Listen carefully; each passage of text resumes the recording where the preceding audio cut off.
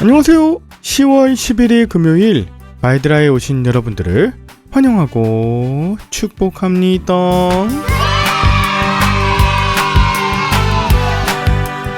요즘 아침 저녁으로 날씨가 쌀쌀하지만 낮에는 날씨가 굉장히 좋아요.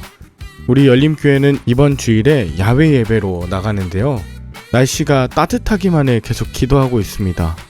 그 따뜻할 수 있는 유일한 비결은 해가 비치면 되는 것인데요.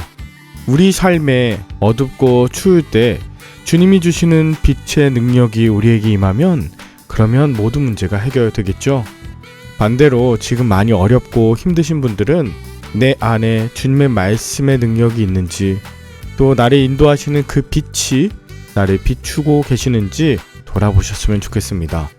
오늘의 마이드라가 여러분의 하루를 비추는 작은 등불이 되길 소망하는 마음 담아 오늘의 마이드라를 힘차게 시작해 보도록 하겠습니다.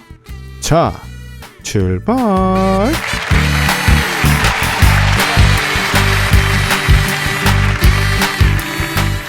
오늘은 에스라 9장을 묵상합니다.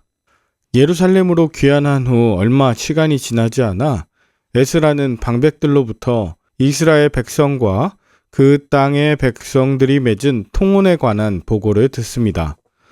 에스라를 더욱 경악스럽게 한 것은 가증한 일에 꾸짖고 경계해야 할 제사장과 레위인들이 그 일에 참여하고 있었고, 방백과 고관들이 이방인들과 통혼 맺는 일에 앞장서고 있었다는 점입니다.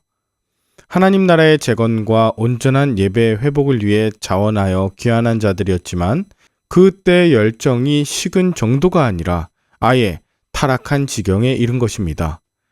이것은 에스라와 귀환한 공동체에 큰 시련이 되었어요. 오늘 본문 1절은 이 일 후에 라는 구절로 시작합니다. 이 일은 예루살렘으로 귀환한 후 약 4개월 정도밖에 지나지 않은 시점이었습니다. 즉, 고국으로 무사히 귀환해서 하나님께 감사함으로 제사를 드리고 얼마 지나지 않아 이런 시련이 닥친 것입니다. 4개월 후 그들은 가나안의 이방 민족들과 통혼하면서 그 땅에 인간적인 방법으로 정착하고 세력을 확장하려 했던 것입니다. 과거의 이스라엘 백성이 성전이 없어 망한 것이 아니라 그들이 범죄함으로 망했다는 사실을 잊고 있는 것입니다. 에스라는 이스라엘 백성이 이방인과 통혼해서 가증한 일을 함께 행한다는 보고를 듣고 3절과 4절, 속옷과 겉옷을 찢고 머리털과 수염을 뜯으며 기가 막혀서 주저앉아 있었습니다. 옷을 찢는다는 것은 애통함의 표시고, 머리카락과 수염을 뜯는다는 건 극도의 분노를 표현하는 행동입니다. 에스라가 이렇게 극한 반응을 보이는 이유는 과거 조상들이 하나님의 말씀을 잊고 가나안 백성과 통혼하여 배교의 자리로 나아가 결국 나라가 멸망했던 역사를 잘 알고 있었기 때문이죠. 우리는 이런 죄에 대해서 에스라처럼 애통하고 분노해야 합니다. 나의 공동체의 죄를 발견했을 때 내가 크게 기뻐하고 기가 막힐 정도의 감정을 느끼고 계시나요? 아니면 그러한 것 가지고 라고 여기고 계시나요? 불행 중 다행인 것은 이런 민족의 범죄에 부끄러움과 아픔을 느낀 이가 에스라 혼자만은 아니었다는 사실입니다. 4절에 보면 그들은 하나님의 말씀으로 인하여 떠는 사람들이었습니다. 이것은 하나님의 말씀, 즉 율법을 엄격하게 준수하는 사람들을 가리킵니다. 이스라엘 백성들 중에는 여전히 하나님의 말씀을 두려워하는 자들이 있었음을 보여주는 것이죠. 우리도 하나님의 말씀에 불순종할 때에는 하나님의 엄중한 징계와 심판이 임할 것을 기억하며 두려워하는 마음을 가져야 합니다. 말씀에 대하여 두려워하는 마음이 거룩함의 시작이고 죄를 멀리하며 돌이키게 하는 회개의 원동력입니다. 하나님의 말씀을 가까이 하십시오. 이제 에스라는 공동체를 위해서 기도합니다. 특별히 에스라는 우리라고 하는 이 단어를 27번 이상 사용해서 백성과 자신을 동일시합니다. 6절부터 우리 죄악이 많아 정수리에 넘치고 우리 허물이 커서 하늘에 미칩니다.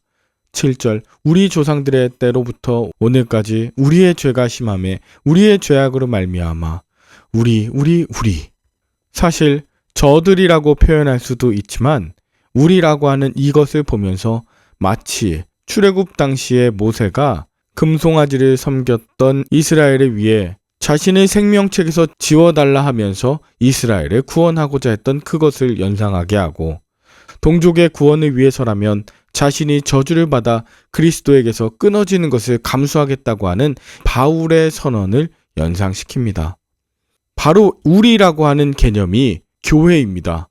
그리고 이것이 한 몸을 이룬 공동체의 리더이자 성도들이 가져야 되는 개념입니다. 이 사실을 기억하면서 에스라처럼 저 사람의 죄, 그들의 죄가 아니라 바로 교회 공동체의 죄를 나의 죄로 아파하고 회개할 수 있어야 합니다. 에스라는 하나님께서 의로우심으로 이스라엘 자손 중 하나님 앞에 설 수 있는 자가 한 사람도 없다라고 고백합니다. 그럼에도 에스라는 지금까지 보여주신 하나님의 그 신실하심의 근거에 다시 한번 자비를 간구해요. 하나님은 높이고 이스라엘은 낮춘 겸손한 기도입니다. 이같이 죄를 있는 대로 고백하고 인정하며 통회하는 자세야말로 하나님의 마음을 움직이는 진실한 기도이자 목회자들의 태도인 것을 저에게 말씀하시는 것입니다. 여러분은 오늘 본문을 통해 무엇을 느끼셨나요? 요즘 교계의 뉴스들을 보면 물질로 인해서, 쾌락으로 인해서, 명예와 권력으로 인해 무너지는 목회자들 얼마나 많습니까? 그런 일이 있을 때 나는 저 사람과 달라, 저 사람들은 심판받아 마땅해 라고 하는 것만으로는 이 땅 가운데 하나님의 구원이 임할 수 없습니다. 하나님, 저들의 죄가 나의 죄입니다. 저의 음란함이 나의 죄악이고 저의 물질에 관한 탐욕이 바로 내 안의 만몬입니다. 주님, 나의 죄를 용서하여 주옵소서. 주님, 이 땅 가운데 목회자들이 물질과 쾌락과 명예와 권력에 무너지지 않도록 주님 바라보게 하시고 말씀과 기도로 나아가게 하여 주시옵소서라고 기도할 수밖에 없습니다. 그럼에도 불구하고 끝까지 회개하지 않으며 교만한 마음으로 하나님을 대적하고 교회 공동체를 해하는 목회자들은 하나님께서 고쳐 쓰실 수 없죠. 저와 여러분들은 하나님께서 찾으시는 모세와 같은 자, 또한 바울과 같은 자, 이 시대에 예수 그리스도를 닮은 진정한 그리스도인 되어서 기도와 말씀 그리고 복음의 권면으로 말미암아 하나님의 나라를 회복시켜 나가는 거룩한 치유자들 다 되실 수 있기를 간절히 축복합니다. 함께 기도할까요? 하나님 아버지, 하나님의 은혜를 받은 지 얼마 되지 않아서 또다시 범죄함 가운데 빠져 있는 바로 나의 모습을 회개합니다. 포로로 귀환한 후 얼마 되지 않아 이방인과 통혼하며 말씀과 상관없는 나의 삶을 회개합니다. 이 땅 가운데 교계 지도자들이 범하는 모든 죄악들이 사실은 나의 모습인 것을 회개하며 거룩하게 하여 주시옵소서.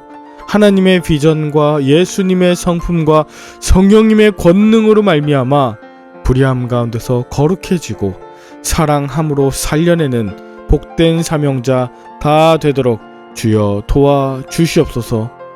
나를 통하여 하나님의 나라 회복시켜 가길 원하시는 예수 그리스도의 이름으로 기도 올리옵나이다. 아멘. 주말에는 섬기시는 교회에서 예배드리시며 은혜 많이 받으시고요. 저는 다음 주 월요일에 다시 찾아뵙도록 하겠습니다. 샬롬.